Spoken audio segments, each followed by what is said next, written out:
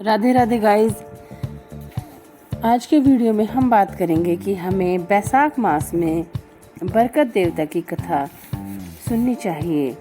बरकत देवता की कथा सुनने के लिए हमें एक चौकी लेनी चाहिए। चौकी पर हमें गणपति जी को आसन देकर विराजमान करना चाहिए और हमें एक लोटा लेना चाहिए। लोटे के नीचे भी हमें थोड़ा चावल का आसन या पुष्प का आसन देना चाहिए। रोली मोली लेनी चाहिए। अगर हो सके तो बरकत देवता की फोटो हो तो वह भी ले सकते हैं हम। और फिर हमें बरकत देवता की कथा सुनना प्रारंभ करना चाहिए। बरकत देवता की कथा इस प्रकार है। एक बार की बात है, एक गांव था। गांव में एक साहूकार साहूकारनी रहते थे। साहूकार साहूकारनी बहुत ही धार्मिक प्रवृत्ति के थे।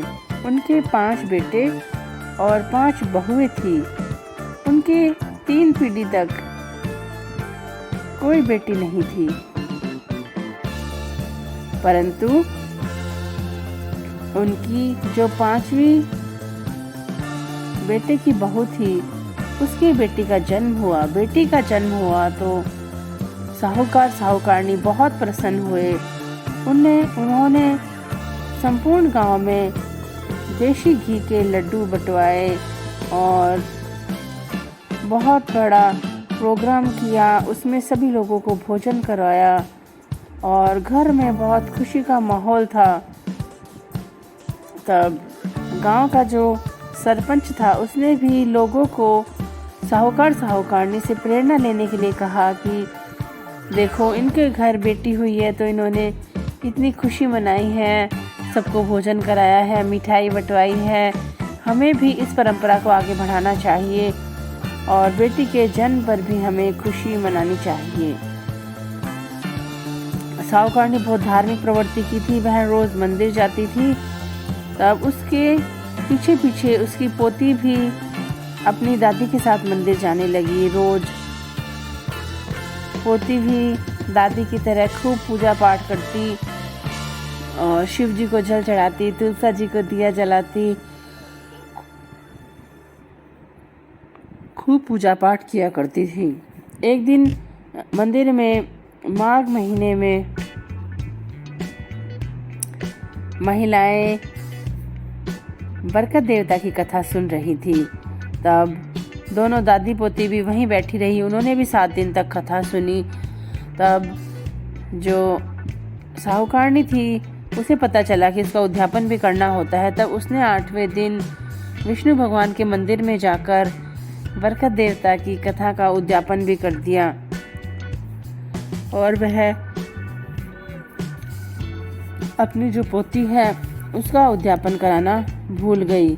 वह बच्ची थी, उन्होंने यह ध्यान नहीं दिया कि इसने भी कथा सुनी है। धीरे धीरे जब वह साहूकारनी की पोती बड़ी होने लगी, तब उसका एक बहुत अच्छे संपन्न परिवार में विवाह कर दिया गया और विवाह के पश्चात जो उसकी सास थी, वह बेटे को अच्छा भोजन परोसती, खुद खा लेती और अपने पति को अच्छा भोजन परोसती। और जो उसको कढ़ाई का खुरचन खाने को देती। धीरे धीरे उसकी तबीयत बिगड़ने लगी और वह कमज़ोर पड़ने लगी। तब उसका जो पति था, उसने पूछा कि तुम इतनी कमज़ोर क्यों होती जा रही हो? मैं इतना कमाता हूँ, अपन 4 सदस्य हैं, अपने घर में किसी चीज़ की कोई कमी नहीं है। तब उसने बताया कि आपकी माँ आप लोगों को तो अच्छा खाना डालती है और मुझे कढ़ाई का बचा हुआ खुरचन देती है। बेटे को यह बात नहीं जची। तब उसने कहा कि तुम रोज मेरा खाना खाया करो और मैं तुम्हारा खाना खाऊंगा।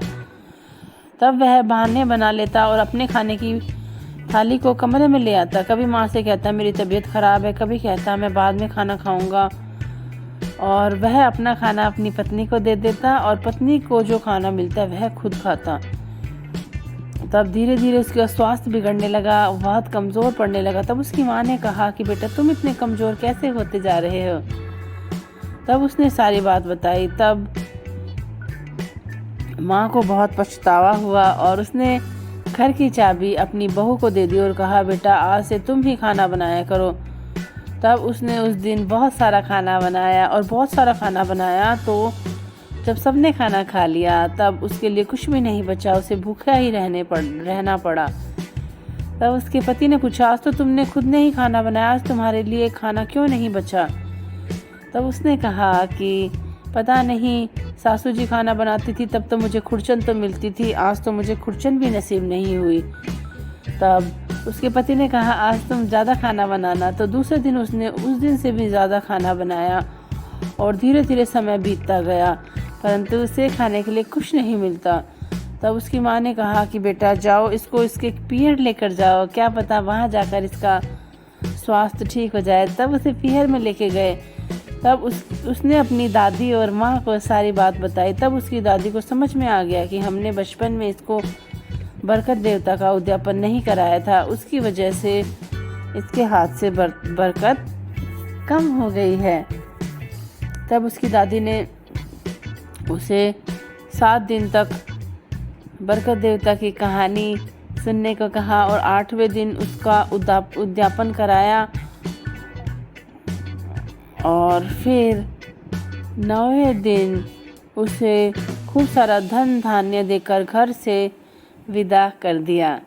जब वह अपने ससुराल पहुंची तब उसने अपनी सासू माँ को भी सारी बात बताई। तब उसकी सास, ससुर और पति ने भी 7 दिन तक बरकत देवता का व्रत किया और 8वें दिन उन्होंने विष्णु भगवान के मंदिर में जाकर बरकत देवता के व्रत का उद्यापन किया। और फिर उसके पति ने कहा कि तुम आज ज़्यादा खाना बनाना। तब उसने कहा, नहीं, मैं रोज़ खाना बनाती थी, उससे आधा खाना बनाऊंगी, देखती हूँ बरकत देवता मेरे हाथ में बरकत देते हैं क्या। तब उसने और दिन से भी आधा खाना बनाया और उसके सास, ससुर और पति ने भी खाना खा लिया और फिर भी उसने देखा तो सारे बर्तन आधे से ज़्यादा खाने के भरे हुए थे। तब उसे समझ में आ गया कि बरकत देवता ही मुझसे रुष्ट थे, मैंने इनका उद्यापन नहीं किया था। और उसके हाथ में फिर से बरकत रहने लगी और घर में सुख शांति का माहौल था, सब खुशीपूर्वक रहने लगे।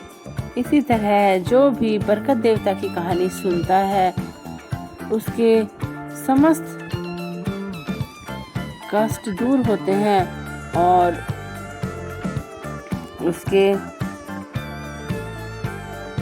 हाथ में हमेशा बरकत बनी रहती है। Thanks for watching. इसी तरह के वीडियो के लिए मेरे चैनल को लाइक, शेयर और सब्सक्राइब करें।